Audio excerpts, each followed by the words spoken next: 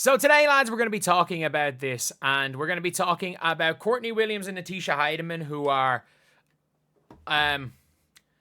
again, what is it? Like, the podcast called, like, what, Stud Buds or something?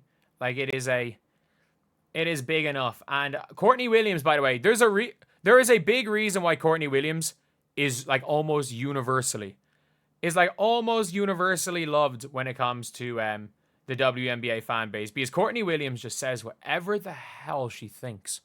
Like, nothing is about agendas. She will say something occasionally that maybe will piss you off, but at the end of the day, you know it's not coming from a place of malice, which is an important one.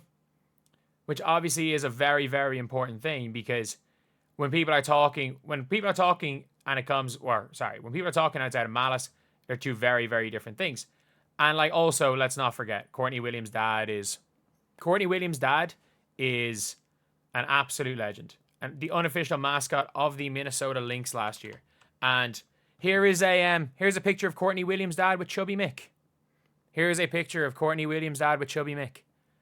So, yeah, that was the pre-Ozempic era, but that is her dad, who is an absolute like icon of women's basketball at this stage. But here she is talking about the All-Star team. And, like, Courtney Williams just says whatever the hell she wants to say. Sometimes she's right, sometimes she's wrong. And I mean this hyping up Natasha Howard and Dewana Bonner to make the Fever dangerous. Hindsight, we all hope Natasha Howard could still run, but clearly not the case. This is about All-Star voting. And I think, if I'm not mistaken, like, neither of them were top 40 in All-Star voting. Wasn't it, like, how many people? There was a lot of people from Indiana on there. Hell yeah, it was like their whole starting five was in the top. Their whole starting five was on that list. Their whole starting five, even folks that their whole starting five was top 20. Natasha Howard, I think, was 16. I think that was the lowest from their starting five. came off their bench was on that list, bro. Damiris Dantas had more votes, if I'm not mistaken. Am I right? Damiris Dantas had more than Kayla McBride or something like that. No cap. That's crazy, bro. But that really show you the influence that, like, Caitlin Clark got, though. No, that is, bro. People, her influence is insane. And people bro. try to say that, like, what? Like, man, come on, I'm stuttering. Like, come on, G. Like, let's just state the fact. Like, bro. there's folks coming off of, of, like, come on, bro. You got folks coming off of her bench, like, off of their bench that's in that top 40, bro. Like, her influence is crazy. Like, you can't even hate on it, because it's like, You got motion. you got like, real deal motion. You got motion, bro.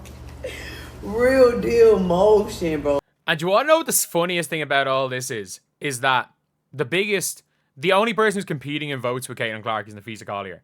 And I think every single fan of the Fever has voted in Napheesa Collier. Has also voted. And people are like, what is the largest fan base? Like, people in the media are complaining about, the Fever's votes. Like, I was like, oh, it's ridiculous that Caitlin's top over Napheesa Collier. And, like, man, if Fever fans did not vote, I'm telling you for a fact, Napheesa Collier will be back at 5th or 6th like she was last year. I'm telling you, she would be back at 5 or 6, just like she was a year ago. That is true. That is a fact. Regardless of what people want to say, that is a fact. But, yeah, all around, it's just a crazy situation for the WNBA seeing this. And it's good to see, like, Courtney Williams talking about this in a positive way. Because at the end of the day, look, this is one of the funniest things where it's like, when it comes to Courtney Williams, and when it comes to these players, where it's like, all the players really want, or fans really want to see is players. They don't, like, the fact that players aren't media trained is probably a good thing. The fact player, in terms of, like, well, in her case, is a good thing. And I don't even mind like the Sanaya Rivers defending her teammate situation. The problem is when it's like people going out of their way to talk negatively on a player, and it's like, just talk ball. Talk ball. Like, yeah, Courtney Williams probably wants to destroy Caitlin Clark. Courtney Williams wants to lock down Caitlin Clark. Courtney Williams has gotten the better of Caitlin Clark a couple of times guarding her. But it still makes absolutely no difference, because at the end of the day, you don't even have to be crazy. You don't even have to be just crazy hype. But, like, there's a difference between not saying anything or actively avoiding it and having this whole, like, it's about more than her attitude, rather than just, Jesus, there's serious motion there.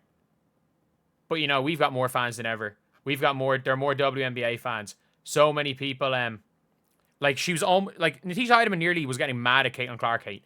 And heck, Courtney Williams was getting mad at Fee hate. And, like, I posted a tweet and it was like, oh, when Paige gets in best of world conversations, if she gets in the age of conversations, they're going to turn on her too. And they were like, oh, no, they won't turn on her. Because she's not unlikable. And it's like, just like Fee. And I'm like, man, Courtney Williams literally came out on stream. She came out on stream and just ranted about how these people hating on Fee are crazy. Like, it is what it is. At the end of the day, Courtney Williams knows the internet is the internet. And that's one of the things when it comes to these players. Like, if you know the internet's the internet and you're able to just go out there, and she's probably has the benefit. She didn't have to go overseas or play in AU.